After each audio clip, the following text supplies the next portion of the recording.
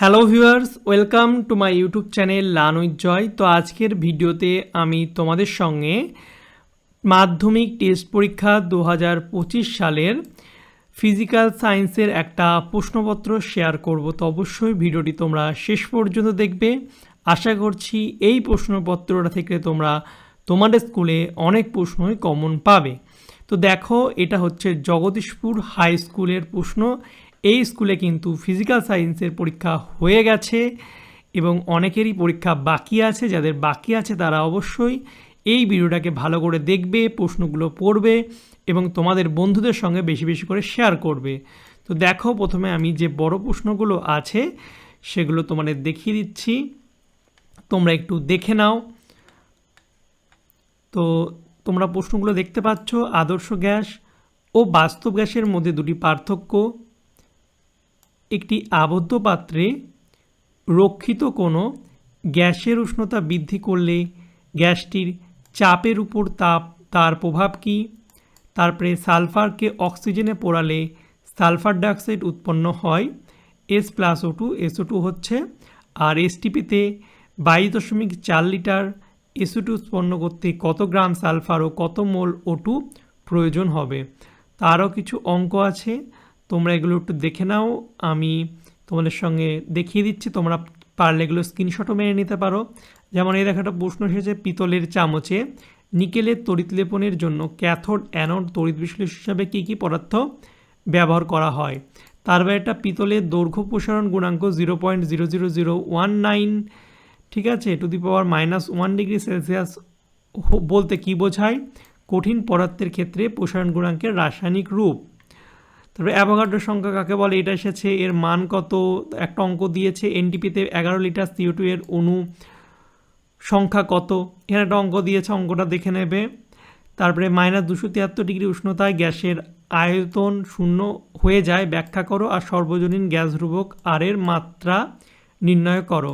তারপরে সমান দৈর্ঘ্যের দুটি তার একই পদার্থ দিয়ে গঠিত, প্রথম তারের ব্যাসার্ধ দ্বিতীয় তারটির ব্যাসার্ধের দ্বিগুণ, তার দুটির রোধের অনুপাত।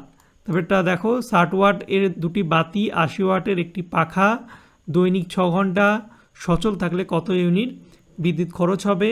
তারপর হচ্ছে তড়িৎ চুম্বকীয় আবেশ সংক্রান্ত লেন্জের সূত্র আর এলসিডি বাতির চেয়ে এলইডি বাতি ব্যবহারের একটি সুবিধা উল্লেখ করো। তারপরে 4-8 দেখতে পাচ্ছ, আয়তকার কাচের ফলকে আপতিত আলোকরশ্মি এবং ফলক থেকে নির্গত আলোকরশ্মি পরস্পরের সমান্তরাল হবে, এটা প্রমাণ করতে হবে। এক্স রে দুটি ব্যবহার, তারপরে গামা রশ্মির ক্ষতিকারক দুটি প্রভাব। তারপরে কোন শর্তে মিথেন ক্লোরিনের সঙ্গে বিক্রিয়া করে, বিক্রিয়াগুলি সমীকরণ সহ লেখো। ধাতুসংকর কাকে বলে, ডুরালুমিনের প্রধান উপাদান নামটি ধাতুটির নাম লেখো, এর একটি ব্যবহার। অ্যামোনিয়া শুষ্ক করলে CaCl2 ব্যবহৃত হয় না, CO2 ব্যবহৃত হয় কেন। ওলিয়াম কি, ইম্পর্টেন্ট প্রশ্ন। তারপর হচ্ছে সিএনজির পুরো নাম, সিএনজির উপাদান দিয়ে গঠিত, সিএনজি কী কী কাজে ব্যবহার করা হয়। তড়িৎ ঋণাত্মকতার সংজ্ঞা দাও। তারপর নিচের মৌলগুলিকে তাদের তড়িৎ ঋণাত্মকতার অধক্রমে সাজাও।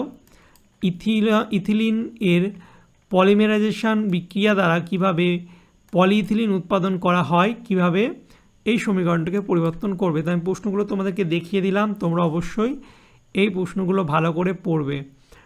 তারপরে তোমাদের 3-এর দাগে অর্থাৎ 3-1 বিশ্ব উষ্ণায়ন, চার্লসের সূত্রের পরম শূন্য উষ্ণতা বলতে সংজ্ঞা দাও, সেলসিয়াস স্কেলের মান। তবে এটা অঙ্ক দিয়েছে, মায়োপিয়া চোখে কী ধরনের ত্রুটি, এই ত্রুটি দূর করার জন্য চোখ কী প্রকৃতির লেন্স চশমার ব্যবহার করে, এটা অঙ্ক দিয়েছে, দেখতে পাচ্ছ। তারপরে হচ্ছে 3-5 দীর্ঘ পর্যায় সারণীর G2 এর মৌলিকগুলিকে ক্ষারমৃত্তিকা ধাতু বলা হয় কেন। হ্যালোজেন এবং একটি সন্ধিগত মৌলের উদাহরণ। NH3 অণুতে কোন ধরনের রাসায়নিক পরিবর্তন বর্তমান। NH3 অণুর লুইস ইলেকট্রিক ডট ডায়াগ্রাম চিহ্নিত করো। H ও N এর পারমাণবিক সংখ্যা যথাক্রমে 1 আর 7। তারপর হচ্ছে নিচের যৌগগুলির মধ্যে তড়িৎযোজী ও সমযোজী যৌগ শনাক্ত করো। তারপর হচ্ছে অ্যানোড কাদা কি, একটি মৌলের উদাহরণ দাও যা অ্যানোটিক কাদা থেকে সংগৃহীত হয়। ইথাইনলের গঠন সংকেত লেখো। এর একটি ক্ষতিকর প্রভাব লেখো। পিভিসি এর সম্পূর্ণ নাম আর মনোমারের নাম লেখো। তো এই যে প্রশ্নগুলো আছে খুব ইম্পর্টেন্ট প্রশ্ন, তোমরা ভালো করে পড়বে। এবার আমি তোমাদের এক এক করে যে এমসিকিউ প্রশ্নগুলো আছে সেগুলো তোমাদের দেখিয়ে দিচ্ছি। তোমরা এর উত্তরগুলো খুব সুন্দর করে করতে পারবে। সবই কমন প্রশ্ন, করে নেবে। যেগুলো পড়া নেই সেগুলো ভালো করে পড়ে নেবে। দেখতে পাচ্ছ ক্ষয়ের দাগে কী কী প্রশ্ন আছে, সবই একদম কমন। অপরিচালিত শক্তির উৎস, বায়ুমণ্ডলে প্রধান গ্রিনহাউস গ্যাস, এসআই পদ্ধতির তাপের পরিবাহতাঙ্কের একক। তো প্রশ্নগুলো তোমরা দেখে নাও এবং ভালো করে কিন্তু মুখস্থ করে নেবে, ঠিক আছে।